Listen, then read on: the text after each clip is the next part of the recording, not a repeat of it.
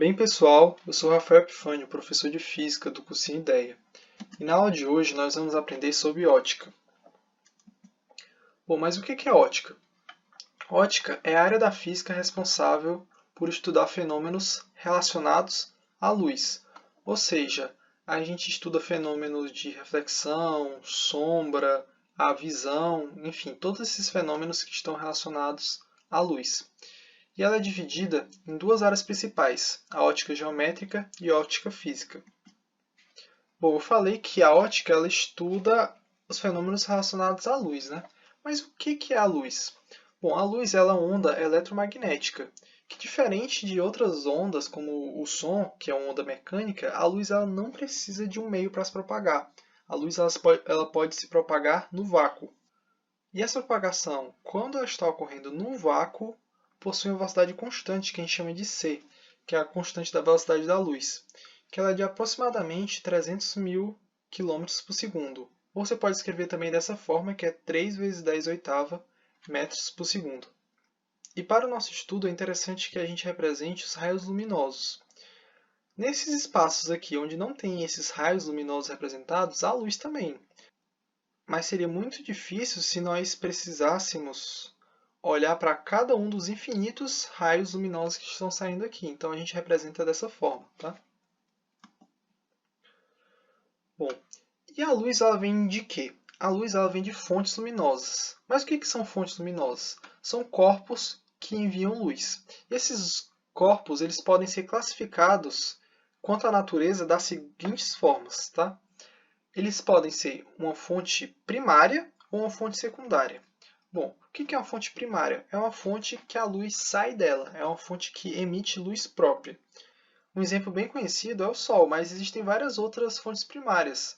A tela do celular, a tela do computador, uma lâmpada, uma lanterna, enfim, todos esses aparelhos que têm luz própria, eles são chamados de fontes primárias. E o que são as fontes secundárias? São aquelas fontes que não emitem luz própria, elas apenas refletem a luz. Então, nós somos fontes secundárias, os planetas são fontes secundárias, a Lua, enfim, qualquer objeto que não possui luz própria, mas está refletindo a luz, ele é uma fonte secundária. Bom, alguns exemplos de fontes, né? Aqui nós temos uma fonte secundária, que é a Lua. Ela não tem luz própria, ela apenas reflete a luz do Sol. Aqui nós temos uma fonte primária, que é o Sol, e todo esse resto que a gente vê aqui, por exemplo, a água, a areia, são fontes secundárias, tá? Elas estão sendo iluminadas pelo Sol. Aqui nós temos uma fonte primária, que é uma lâmpada incandescente, né? No caso, ela é uma fonte primária porque ela está acesa, se ela tivesse apagada, ela seria uma fonte secundária. E aqui um objeto, são vários lápis, os livros lá atrás, tudo isso aqui é fonte secundária, porque não está emitindo luz própria, mas está sendo iluminado e a luz está refletindo neles. Bom, a gente também pode classificar as fontes luminosas quanto à extensão. Ela pode ser pontual ou pontiforme, é a mesma coisa. São fontes que, no contexto analisado, isso é importante, possuem dimensões desprezíveis. Como assim no contexto analisado? Bom, se eu tenho uma lâmpada que ela está na minha frente, a 2 metros de mim, uma lâmpada bem forte, ela para mim ela é uma fonte grande, né? Ela não pode ser considerada pontual, porque eu consigo ver o tamanho total da lâmpada. Eu consigo perceber que ela tem um tamanho. Já para essa mesma lâmpada, para uma pessoa que está muito distante, que está a 100, 200, 300 metros, mas que ainda consegue enxergar a luz, para ela é apenas um ponto luminoso, então aquilo é uma fonte pontual. Então a gente sempre tem que analisar o contexto. Se a fonte for muito pequena em relação ao contexto, ela é uma fonte pontual putiforme. Já se as dimensões da fonte forem consideradas no contexto, ou seja, o tamanho dela no contexto analisado, ele é importante. Ele não pode ser desprezado. Então a gente fala que é uma fonte extensa, tá? As dimensões devem ser consideradas. E a luz, ela pode se propagar em alguns meios. Eu já falei sobre o vácuo, né, que a luz consegue se propagar no vácuo, mas quando a gente não está falando do vácuo, existem outros meios que ela pode se propagar também. Um dos tipos desses meios são os meios transparentes. Eles são meios que permitem a propagação da luz em seu interior. Então, o ar é transparente, a gente pode considerar que a água ela é relativamente transparente, o vidro. Ou seja, são meios que a luz consegue passar sem grandes impedimentos. Ela não sofre grandes desvios e aí você consegue enxergar através daquele meio. Ele é um meio transparente. Meios translúcidos são meios que eles permitem, sim, a passagem da luz, mas quando ela atravessa, ela se propaga de forma irregular. Ou seja, é um meio que você consegue ver um pouco da luz, você consegue até, às vezes, diferenciar algumas formas, saber que tem algum objeto ali, só que você não consegue ter muita nitidez. Por quê? Porque a luz ela se propaga de forma irregular, e como ela se propaga de forma irregular, os objetos você não consegue ver de forma correta. Ele é um meio translúcido, tá? Ele deixa a luz passar, mas não deixa ela passar livremente. Já os meios opacos, eles barram completamente a passagem de luz. Tá? Eles não possibilitam que a luz passe. Então são grande parte dos meios, né? Uma parede, uma porta de madeira, uma mesa, enfim, qualquer coisa que bloqueie completamente a luz é um meio opaco. Então tá aqui alguns exemplos. Uma porta de madeira é um exemplo de um meio opaco, tá? Esse aqui é um aquário, né? É vidro, então ele é um meio transparente. E aqui é um meio que você vê que permite a passagem da luz, mas ele deforma todas as formas. Você não consegue ver cor direito, enfim. Esse aqui é um meio translúcido, tá? Bom, e como que a luz afeta a nossa percepção de cores? As cores que nós vemos são, na verdade, as cores que o objeto está refletindo. Ou seja, se um objeto é azul, significa que ele absorve as outras cores e reflete a cor azul. Um objeto vermelho, ele absorve as outras cores e reflete a cor vermelha. E assim por diante. A cor branca, ela é percebida, ou seja, você vê um objeto branco quando um objeto reflete todas as cores. Por quê? Porque o branco ele é a junção de todas as cores. Então, se o objeto reflete todas as cores, você vê branco, porque a luz que chega no seu olho é uma luz branca. Já a cor preta é percebida em objetos que absorvem todas as cores. Por quê? Porque a cor preta ela é a ausência de todas as cores. Então, quando o objeto absorve todas as cores, não chega cor nenhuma no seu olho. Então, você vê preto. Esse aqui é um exemplo, né? Você vê aqui que nesse prato tem vários objetos de cores diferentes. E na primeira imagem, que tem uma luz branca, você consegue diferenciar as cores dos objetos, né? Vê que é verde, vermelho, azul, o prato é branco. Mas o que acontece quando você incide uma luz vermelha? Os objetos que eram vermelhos aqui, você consegue enxergar, eles ficam bem iluminados. Porém, os outros, como eles não eram vermelhos, eles não vão refletir essa luz vermelha. Então, para você, parece como se esses objetos fossem pretos, como eles fossem bem escuros. Por quê? Porque, como a luz é vermelha, não tem a luz da cor deles para eles refletirem. Então, eles aparecem escuros aqui. Já que o prato é branco, né? Então ele consegue refletir todas as cores, então nesse caso ele reflete apenas o vermelho. Bom, e agora chegando na parte da óptica geométrica, o que é a óptica geométrica, né? Lembra que eu falei que a óptica era dividida em geométrica e física, né? E a óptica geométrica é a parte responsável por te dar a trajetória dos raios de luz, ou seja, quer saber por onde que o raio veio, onde que ele tocou, né? Onde que ele refletiu, refratou e como foi que ele saiu, em que direção que ele saiu. Então você estuda a trajetória na óptica geométrica. Existem alguns princípios que são muito importantes para entender ótica geométrica. O primeiro deles é a propagação retilínea em meios homogêneos. Ou seja, se o raio de luz ele está em um meio homogêneo, ele vai em linha reta. O raio de luz ele não vai fazer curva. A única forma de você mudar a trajetória do raio de luz é se ele refletir em alguma coisa. Porém, se ele estiver no meio homogêneo, ele não está refletindo nada, então ele vai seguir reto. Tá?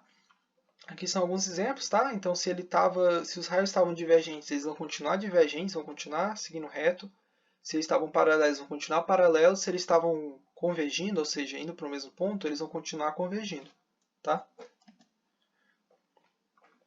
Outro princípio é a independência dos raios de luz, que significa o quê? Que o raio de luz, quando ele passa pelo outro, eles não interagem, eles não se afetam. O raio ele passa pelo outro, isso não altera a trajetória, não altera nada do raio, tá? Então eles são independentes, mesmo que eles se cruzem, eles não vão afetar uns aos outros. E a reversibilidade dos raios de luz, ou seja, um raio de luz ele pode ir na mesma direção em sentido oposto, ou seja, ele estava vindo aqui da lanterna, né, batendo no aparato e refletindo para cá. Nesse caso, a lanterna está nesse ponto e está batendo no aparato e está refletindo para cá. O que acontece? A trajetória é a mesma. Não interessa se os raios estão vindo daqui ou daqui, a trajetória dos raios de luz será a mesma. Tá? É isso que a gente chama de reversibilidade. Bom, e ainda falando sobre luz, o que são sombras e penumbras? Bom, sombra a gente conhece bem, né? Quando um objeto opaco, como a Terra em um eclipse lunar, ou até mesmo uma sombrinha que você usa para proteger do sol, um boné, enfim, eles fazem sombra, né? Um telhado, ele faz sombra também. São objetos opacos, ou seja, eles impedem a passagem de luz e então forma-se uma sombra do outro lado desses objetos. Mas isso a gente só pode considerar mesmo para quando for uma fonte pontual, tá? Se a fonte for pontual em relação ao objeto opaco e ao anteparo, então a gente considera que formou-se apenas sombra, tá? Porém, quando a fonte não é pontual, que é a maior parte dos casos, além da sombra surge a penumbra. E o que é a penumbra? Ela ainda permite a passagem de luz, só que em quantidade menor. Então é como se fosse um meio termo entre a sombra e a luz. Ela não está completamente escura como a sombra, mas também não está completamente iluminada como deveria estar. Então, isso aqui é uma imagem que exemplifica bem isso, né? Eu tenho um objeto aqui que ele é um objeto que a gente pode considerar extenso. Ele está bem próximo ao anteparo e ao objeto, o objeto opaco, né? E por conta disso, o objeto opaco ele não consegue bloquear completamente os raios que estão saindo aqui. Você vê aqui, né, que desenhando os raios, uma parte deles fica em sombra, ou seja, são impedidos completamente de chegar no anteparo pelo objeto opaco, e outra parte deles forma esse raio aqui que é mais escuro do que seria normalmente, né, se a luz estivesse chegando, mas não é tão escuro quanto a sombra. Então isso é que a gente chama de penumbra, tá? Bom, e ainda entendendo essa trajetória dos raios de luz, nós temos a câmara escura. Bom, o que é a câmara escura? Ela é uma caixa de paredes opacas, ou seja, não chega luz por nenhuma dessas paredes, só que ela possui um orifício, ou seja, um ponto aqui que é furado, né? Ela possui um furo que permite a luz passar. Como a propagação da luz é em linha reta, ou seja, a luz ela sai daqui, ela vai em linha reta, passa pelo orifício e chega aqui na face oposta, né? A mesma coisa acontece com esse raio aqui, chega aqui na face oposta, e com esse raio aqui. Então, eles passam pelo orifício e forma-se aqui atrás uma imagem que ela é de cabeça para baixo, ou seja, uma imagem invertida. E o que é interessante notar dessa câmara escura? É que formam-se triângulos. E esses triângulos, por semelhança de triângulos, nós podemos entender a relação entre o tamanho do objeto e o tamanho da imagem formada, se a gente souber qual é a distância do objeto para a câmara escura, para o orifício, né? E o tamanho da câmara escura, né? A distância do orifício para o anteparo. Bom, se a gente fizer semelhança de triângulos, a gente vai chegar nessa equação aqui, tá? A gente vê que o tamanho do objeto está para o tamanho da imagem, assim como a distância do objeto ao orifício está para a distância da imagem ao orifício. Esses triângulos aqui eles são semelhantes, então por isso que a gente pode dizer isso. Tá? E aí a gente chega nessa equação aqui, que é a equação da câmara escura. Tá? O objeto sobre imagem é igual à distância do objeto ao orifício sobre a distância da imagem ao orifício. Bom, e continuando o estudo da trajetória dos raios de luz, nós temos a reflexão. Bom, nós conhecemos bem a reflexão, né? Todo mundo já viu um espelho ou qualquer outro objeto reflexivo na vida. O que acontece? Existem duas leis. A primeira lei é que o raio incidente e o raio refletido e a normal estão no mesmo plano. Bom, o raio incidente é o raio que veio da fonte luminosa, né? E o raio refletido é o raio que está saindo do anteparo. E o que é a normal? A normal é uma reta traçada perpendicular ao anteparo, tá? E o que acontece? Esses três eles têm que estar no mesmo plano. Ou seja, o raio ele não vai chegar aqui no anteparo e ir para qualquer lado. A gente consegue prever que ele vai ficar dentro desse plano. E além de prever que ele vai ficar dentro desse plano, a gente consegue saber qual é o ângulo que ele vai fazer com a normal. Tá? Se o raio incidente tiver um ângulo θ com a normal, o raio refletido ele também vai ter que ter esse mesmo ângulo θ. Então, esses dois ângulos aqui, esse θ e esse θ', eles são os mesmos. O ângulo de incidência é igual ao ângulo de reflexão. Bom, e o que são sistemas ópticos, né? Sistemas ópticos são sistemas que são capazes de alterar a direção dos raios de luz. Trouxe dois exemplos aqui. Um deles é um óculos, né? Então, o óculos ele consegue alterar os raios de luz e é por isso que ele funciona para corrigir problemas de visão, né? Ele altera a trajetória dos raios de luz e dessa forma ele faz com que os raios de luz cheguem de forma correta no seu olho, né? E o outro exemplo aqui é um espelho, né? No caso é um espelho retrovisor, que tem dois espelhinhos, eles também são sistemas ópticos, eles alteram a direção dos raios de luz, tá? E a gente já viu objeto e imagem, mas a gente tem que entender um outro conceito, que é o conceito de ponto-objeto e ponto-imagem, tá? Bom, o que é um ponto-objeto? Um ponto-objeto é o ponto de encontro dos raios que chegam ao sistema óptico, tá? Então, nós temos um sistema óptico aqui, e aí o ponto-objeto é o ponto de encontro dos raios que chegam ao sistema óptico, tá? E aí nós temos três tipos de ponto-objeto. Bom, primeiro aqui a gente tem um ponto-objeto virtual, que o cruzamento deles é por prolongamento, ou seja, o cruzamento deles fica após a chegada ao sistema óptico, né? Nós temos também um ponto-objeto chamado de impróprio, ou seja, os raios eles nunca se cruzam, então a gente fala que eles se cruzam no infinito, tá? Olhando para cá, a gente vê eles paralelos, então a gente imagina que eles não se cruzam. Então a gente fala que eles se cruzam apenas no infinito, o que caracteriza um ponto-objeto impróprio, tá? E aqui nós temos um ponto-objeto que está antes de chegar ao sistema óptico. Ou seja, o cruzamento dos raios está antes de chegar ao sistema óptico. Então a gente chama esse tipo de ponto-objeto de ponto-objeto real, porque é o cruzamento efetivo dos raios, tá? Agora falando de ponto-imagem, o que é o ponto-imagem? Ele é o ponto de encontro dos raios que estão saindo do sistema óptico, tá? E aí nós temos aqui de novo, né, um ponto-imagem virtual. Bom, no caso, o ponto-imagem virtual, o que acontece? Os raios eles estão saindo do sistema óptico, né?